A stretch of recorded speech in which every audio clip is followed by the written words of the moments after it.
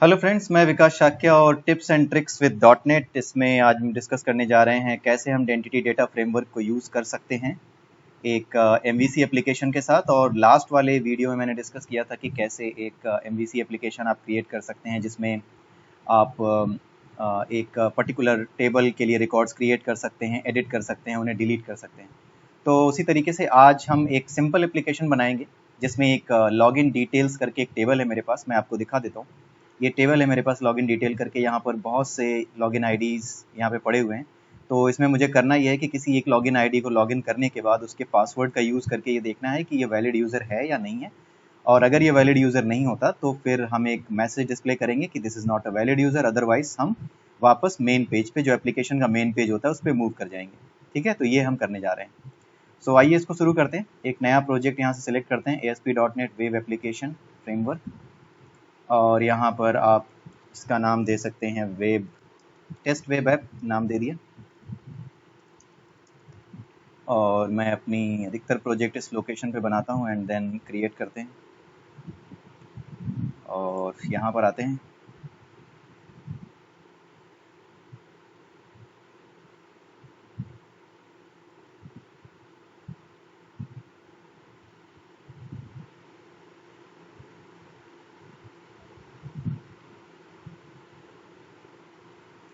ये MVC का simple web application create हो गया है हमारे पास।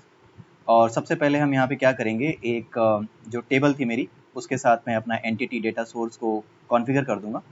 यहाँ डेटा में जाएंगे, एंटिटी डेटा मॉडल में आए और यहाँ पर नाम लिखा हमने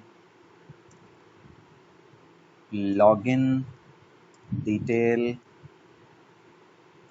कॉन्टेक्स्ट। यहाँ पर आते हैं नेक्स्ट और यहाँ पर हम देखते हैं न्यू कनेक्शन में सर्वर नेम में हम डालते हैं डॉट। और देन इसके बाद हम देखते हैं क्लाइंट डीबी। मेरे जो डेटाबेस का नाम है वो है my test DB, it's not client DB, it's my test DB. आप यहाँ पर देख सकते हो इट्स माई टेस्ट डीबी। और यहाँ लॉगिन डिटेल्स, तो माई टेस्ट डीबी पे मैंने किया और test connection is succeeded, okay किया। और उसके बाद यहाँ पर अगर आप चाहो तो नाम चेंज कर सकते हो और इस नाम को आपको याद रखना होगा, माई टेस्ट डीबी कॉन्टेक्स्ट। और आगे चलते हैं। एंटिटी फ्रेमवर्क 5.0 में यूज़ कर रहा हूँ। और जैसे ही आप नेक्स्ट पे आएंगे, ये सब चीज़ें तो मैं पहले ही दिखा चुका हूँ, मेरी दूसरी वीडियोस आप देख सकते हैं जहाँ पे मैंने एंटिटी डेटा फ्रेमवर्क को एक्सप्लेन किया है। और लॉगिन डिटेल्स यहाँ पर आते हैं। मॉडल स्पेस नेम ये तो सही है, इसमें चेंज करने की ज़रूरत नहीं है। And then do a finish.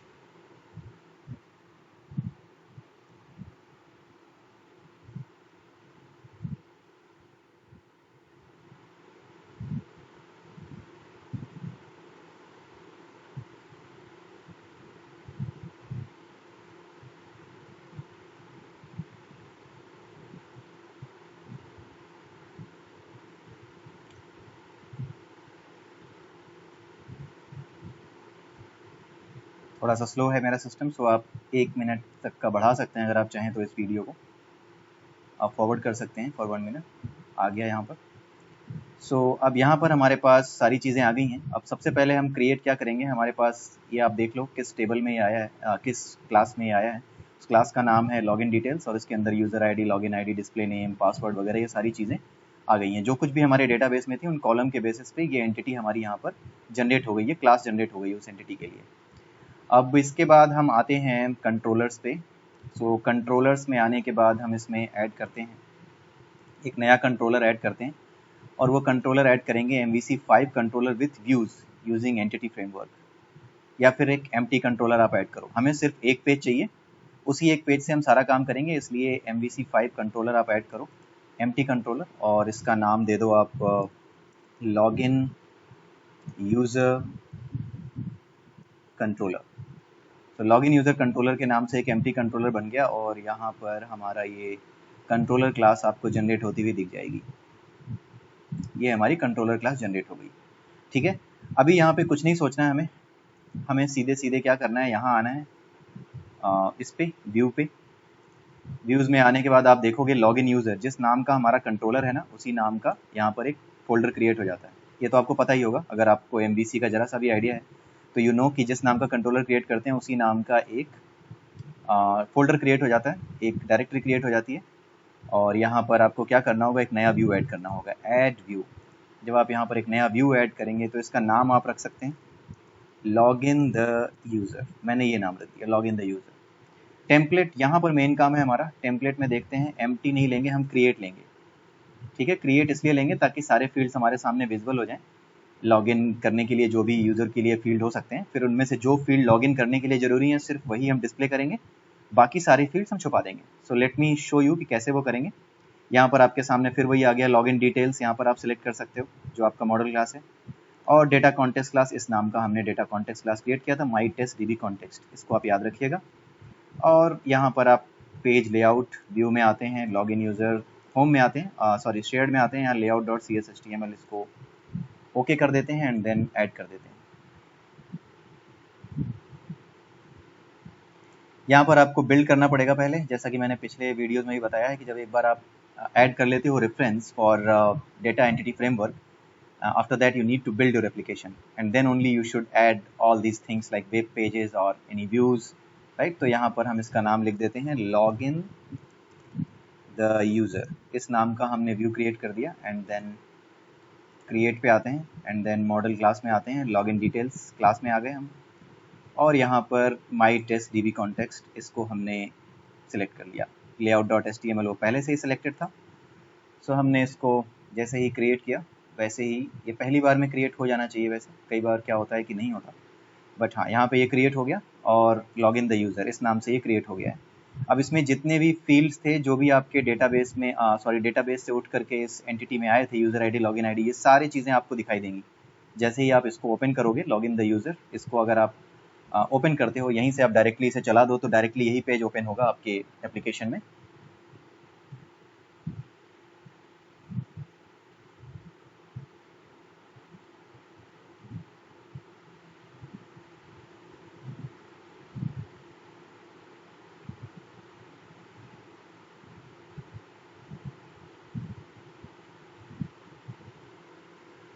Okay, log in the user ये क्यों नहीं आ रहा, लेट मी शो यू कि क्यों नहीं आ रहा ये।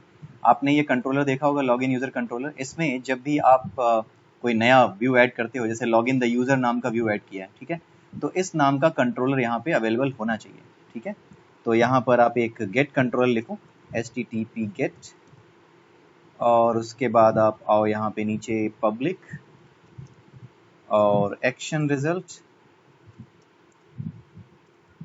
ठीक है, यहाँ पर आए और यहाँ पर हमने लिखा लॉग इन द यूज़र। ठीक है, और यहाँ पे आपको कुछ नहीं करना, रिटर्न व्यू, और यहाँ पर आप इसे लिख दो न्यू लॉगिन डिटेल। ठीक है, तो ये एम्प्टी एक ऑब्जेक्ट वहाँ पर पास हो जाएगा और आपको वो दिखाई देने लगेगा। तो ये एक बेसिक चीज़ है जो आपको पता होनी चाहिए कि जब आप एक व्यू लिखते हो तो जिस नाम का व्यू है लॉग इन द यूज़र, तो उसी नाम का एक कंट्रोलर यहाँ पर होना चाहिए। ठीक है, तो अब आप यहाँ पर इसको देख सकते हो, इसको आप रन कराओ, इसको रन कराओ, सीधे यहाँ पर आ जाओ लॉग इन द यूज़र, और यहाँ पर जैसे ही आप इसे एग्जीक्यूट कराओगे, यहाँ पर कुछ एरर्स हैं, तो लेट मी सी कि कौन से एरर्स हैं, इसको स्टॉप करना पड़ेगा।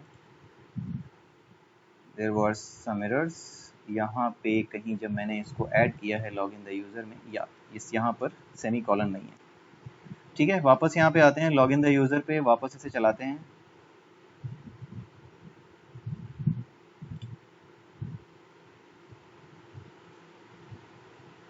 Okay, so log in the user, यहाँ पे जैसे ही आप इसे ओपन करोगे तो आपके सामने सारे कॉलम्स उसी नाम से, जिस नाम से आपने दिए हुए हैं उसी नाम से सारे कॉलम्स आ जाएंगे। यहाँ पे लॉगिन आईडी आ गया, यूज़र आईडी आ गया, डिस्प्ले नेम।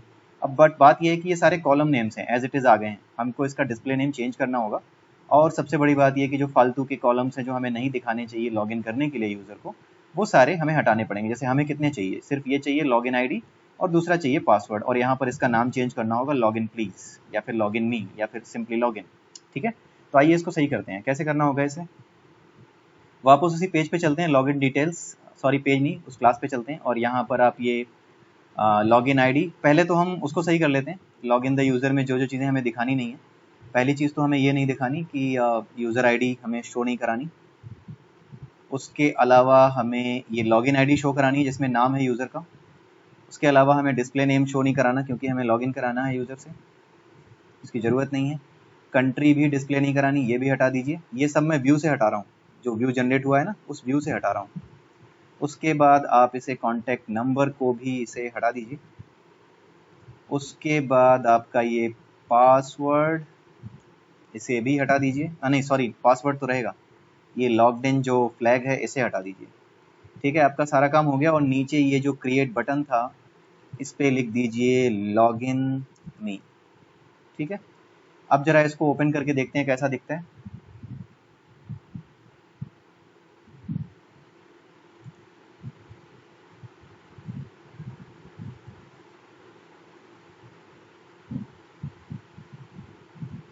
ऐसा दिखता है। अब यहाँ पे हमें लॉगिन आईडी की जगह लॉगिन यूज़र आईडी ऐसे करके कुछ सिंपल सा दिखाना होगा, सो दैट ये कॉलम नेम जैसा अजीब सा ना लगे। सो लेट्स सी कैसे कर सकते हैं वो। सो उसके लिए आप यहाँ आइए लॉगिन डिटेल्स में। आपका एक है लॉगिन आईडी, तो यहाँ पर लॉगिन आईडी के लिए आप एक काम कर सकते हो। यहाँ पे एक दो तो आपको नेम स्पेसेस ऐड करने होंगे। Using system dot component model dot using, एक तो वो हो गया कंपोनेंट मॉडल, दूसरा हो गया system dot component model dot data annotations. ठीक है, ये दो चीज़ें हमने ऐड कर दी। अब यहाँ पे आप डिस्प्ले नेम, यहाँ पे जो हमें डिस्प्ले कराना है, डिस्प्ले कैसे कराना है, प्लीज़ नॉट प्लीज़ सिंपली लिख देते हैं लॉगिन आईडी। ठीक है, ऐसे लिख दिया।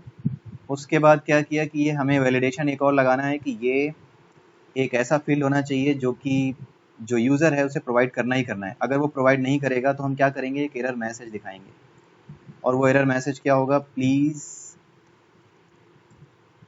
Provide the login ID. ठीक है, अब उसके बाद यहाँ पर आते हैं पासवर्ड। पासवर्ड के लिए हमें दो लगाने होंगे। एक तो लगाना होगा डिस्प्ले नेम, इसका नाम हम क्या दिखाएंगे, पासवर्ड। और उसके अलावा हमें क्या करना होगा, इसका डेटा टाइप।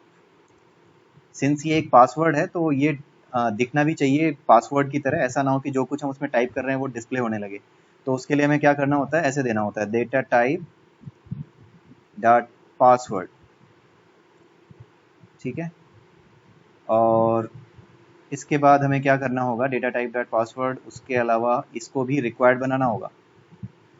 ठीक है, अगर कोई इसकी वैल्यू नहीं देता then what we will provide, please provide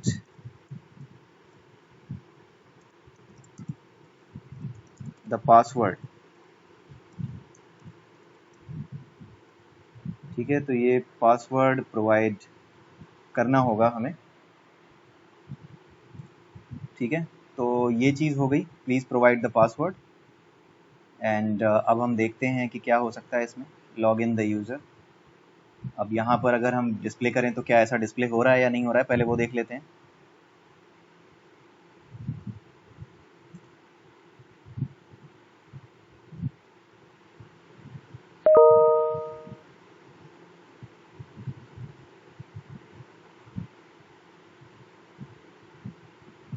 ठीक है, अब ये लॉगिन आईडी और पासवर्ड वैसे ही दिखने लगा। अगर हम इसको खाली छोड़ें और लॉगिन करने की कोशिश करें तो ये please provide the login ID, please provide the password, ये चीज़ें आने लगेंगी। ठीक है, और यहाँ पर अगर आप पासवर्ड प्रिंट करोगे तो ऐसा दिखेगा। ठीक है, सिंपल टेक्स्ट नहीं दिखेगा। तो ये तो सही हो गया हमारा। अब हम ये देखते हैं कि किस तरीके से इसके लॉजिक को हम बदल सकते हैं सो दैट हम जो पासवर्ड हमें पास किया जाएगा वो हम देख पाएँ, उसको हम वैलिडेट कर पाएँ। तो हम वापस आते हैं लॉगिन यूज़र कंट्रोलर में। ये फंक्शन कॉल होता है जब आप इस पेज को डिस्प्ले कर रहे होते हो। अगर आप यहाँ पे ब्रेक पॉइंट रखोगे और इसे रन कराओगे तो पहले आपका यहाँ पर आएगा और आपका ये पेज दिखेगा उसके बाद। उसके अलावा क्या है कि जब आप पेज को सबमिट करोगे, जैसे सबमिट करोगे उसको लॉगिन मी पे क्लिक करोगे, उस बटन को क्लिक करोगे तो क्या होगा, यहाँ पे एक पोस्ट मेथड भी होना चाहिए जो कि आपके उस रिस्पॉन्स को जो फॉर्म की तरफ से आया है उसको हैंडल कर सके। तो उसको कैसे करेंगे हम, public action result login log in the user, ठीक है। और यहाँ पे हम यहाँ पे हम HTTP पोस्ट ये डाल देते हैं। और यहाँ पर हम पास क्या करेंगे, लॉगिन डिटेल्स, इसका एक वेरिएबल पास होगा, ठीक है। और यहाँ पे रिटर्न व्यू न्यू, अभी फ़िलहाल के लिए ऐसा कर देते हैं लॉगिन डिटेल्स। इसके बाद मैं आपको दिखाऊंगा कि कैसे आप इसका कोड लिख सकते हो। कोड इसका बड़ा सिंपल सा होता है। अगर आपने मेरे डेटा एंटिटी फ्रेमवर्क के वीडियोस देखे हैं तो वहाँ से आपको आइडिया लग जाएगा कि मैं यहाँ पे क्या कर रहा हूँ, किस तरीके से मैं वैलिडेट करने की कोशिश कर रहा हूँ। सबसे पहले तो हम क्या करेंगे, जो हमारा माई टेस्ट DB कॉन्टेक्स्ट है, इसका एक वेरिएबल बनाएंगे, इसका एक इंस्टेंस बनाएंगे माई टेस्ट DB कॉन्टेक्स्ट। और यहाँ पे हम माई टेस्ट DB कॉन्टेक्स्ट, यहाँ पर एक लिस्ट बनाएंगे, उस लिस्ट में हम सारे रिकॉर्ड्स लेंगे। और कैसे लेंगे ज़रा देखते हैं, लिस्ट लॉगिन डिटेल, ठीक है, लॉगिन डिटेल नाम की लिस्ट होगी। और यहाँ पर हम LST लॉगिन इस नाम से बना देते हैं। उसके बाद हम लिखते हैं माई टेस्ट DB कॉन्टेक्स्ट डॉट, यहाँ पर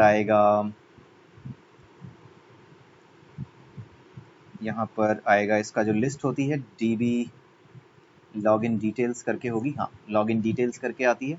जो पूरा सेट होता है वो लॉगिन डिटेल्स के नाम से होता है, ठीक है। लॉगिन डिटेल नाम का आपका टेबल होती है और लॉगिन डिटेल्स के नाम से सारे रिकॉर्ड्स का सेट बनता है। तो माई टेस्ट DB कॉन्टेक्स्ट में आपका इस नाम का, अगर आप जाओगे गो टू डेफिनेशन पे जाते हो तो यहाँ पर एक DB सेट आपका ऑलरेडी डिफाइन होगा, login detail context dot CS, ये इस फाइल में आपको मिलेगा, ठीक है। अब हम पीछे चलते हैं और यहाँ पे आके देखते हैं इसके आगे क्या करना है। इसके आगे हमें एक काम और करना है, डॉट वेयर क्लॉज लगाना है। वेयर क्लॉज में हमें क्या करना है, E2 E dot login ID should be equal to login details, जो हमारे पास पेज से पास होगा, ये होगा हमारा व्यू का जो पेज होगा उससे पास हो रहा है। इसके लॉगिन आईडी से हम क्या करेंगे, मैच कराने की कोशिश करेंगे, ठीक है।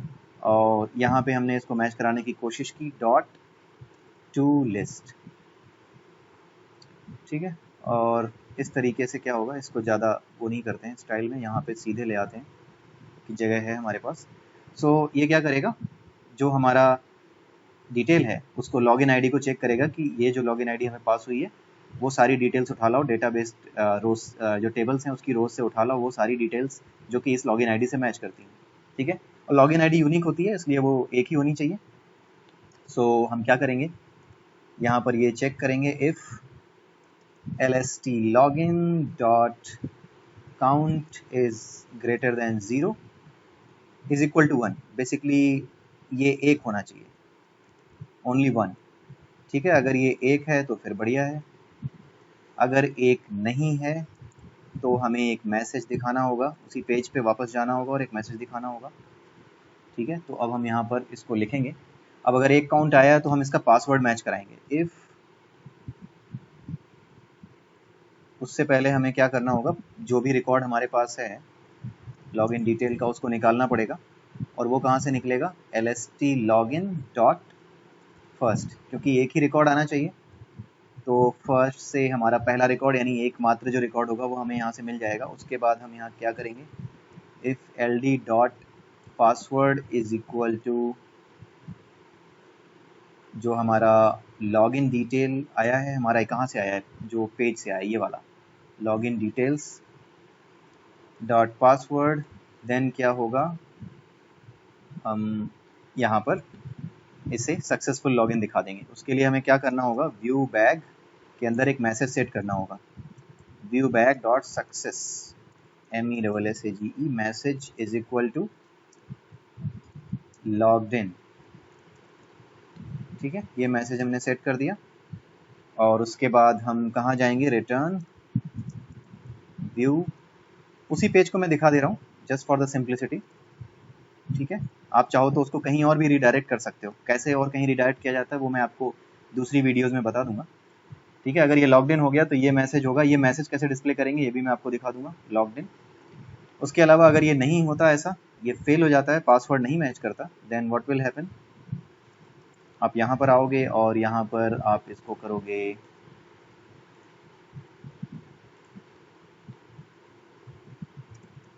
फेल टू लॉग इन, ठीक है, फेल टू लॉग इन। और यहाँ पर आप अगर इसमें आते हो एल्स, तो यहाँ पर भी आप सिंपली यही मैसेज कंट्रोल एक्स कर दिया ऐसे, यहाँ पर ये डाल दिया और ये चीज़ भी उठा करके यहाँ डाल दी, क्योंकि अगर एक नहीं है तो फिर इसका मतलब है कि आपके पास रिकॉर्ड्स गलत हैं। एक रिकॉर्ड आना चाहिए, अगर ज़ीरो है तो भी यहाँ जाएगा, एक तो होगा ही, ठीक है, क्योंकि यूनिक आईडी होगी, तो अगर दूसरे पे जाता है तो यहाँ पर वो फेल हो जाएगा। तो अब हम देखते हैं कि इसका क्या कर सकते हैं, आगे इसको देखते हैं कैसे इसको चलाना है। ये मैसेज भी हमें प्रिंट कराना है, logged in fail to log in, कैसे प्रिंट कराएंगे, let's see. Log in the user में आए, यहाँ पर ये जो लास्ट वाला है सबमिट बटन, जो ये लॉग इन मी बटन है, इसके नीचे एक और हमने क्रिएट किया और यहाँ पे इनपुट टाइप की जगह हमने इसको हटा दिया, सारा कुछ हटा दिया और यहाँ पे सीधे लिखा है लेबल, ठीक है, यहाँ पे लिखा क्लास और यहाँ पे क्लास में दे दिया लेबल सक्सेस या लेबल वार्निंग में कर देते हैं, ऑरेंज कलर की होती है। फिर उसके बाद यहाँ लेबल में आ गए और यहाँ पर हमने क्या किया, व्यू बैग में जो कुछ भी सेट किया था सक्सेस मैसेज को, उसको यहाँ प्रिंट करा दिया, इसी नाम का है, let's see success message. So copy paste कर देता हूँ सो दैट कोई गलती की गुंजाइश ना रहे। सो सक्सेस मैसेज, अगर सक्सेस होगा तो ये सक्सेस दिखाएगा, नहीं तो नहीं दिखाएगा, ठीक है। अब हम इसको चलाते हैं सीधे और देखते हैं क्या होता है। एक यूज़र देख लेते हैं, एक यूज़र है अनन्या @1002 और hello123 इसका पासवर्ड है, इट्स, या फिर ये ले सकते हैं चीकू @1007, इसको लेते हैं चीकू @1007 और hello123 इसका पासवर्ड है। तो लॉगिन आईडी में हमने दिया चीकू @1007 और पासवर्ड में हमने दिया hello123 एंड लेट्स सी क्या होता है। यहाँ पे नो कर दिया, लॉग्ड इन यहाँ पर आ गया, लॉग्ड इन मैसेज आ गया, इसका मतलब ये सही था। यहाँ पे आप गलत पासवर्ड दे दीजिए, कुछ भी उल्टा पुल्टा दे दिया and then let's see fail to log in, ठीक है। तो इस तरीके से आप अगर चाहें तो डिबग करके देख सकते हैं, मैं इसको रोक देता हूँ, अगर आप चाहें तो इसको डिबग करके देख सकते हैं अपने एंड पे, जब आप अपना एप्लीकेशन बनाना तो आप इस लॉग इन यूज़र कंट्रोलर को डिबग करके देखना कि कैसे फ्लो जाता है। यहाँ पर आप डिबग पॉइंट लगा देना, यहाँ पर ब्रेक पॉइंट लगा करके आप इसको देख सकते हो कि किस किस जगह कैसे कैसे जा रहा है। तो ये टोटली इसी तरीके से लॉजिक आप लिख सकते हो and it's very simple to write such kind of modules in your MVC application using the data entity framework, ठीक है। तो आज के लिए बस इतना ही, अगली बार फिर मिलेंगे कुछ नए टिप्स एंड ट्रिक्स के साथ, तब तक के लिए have a nice day, bye bye.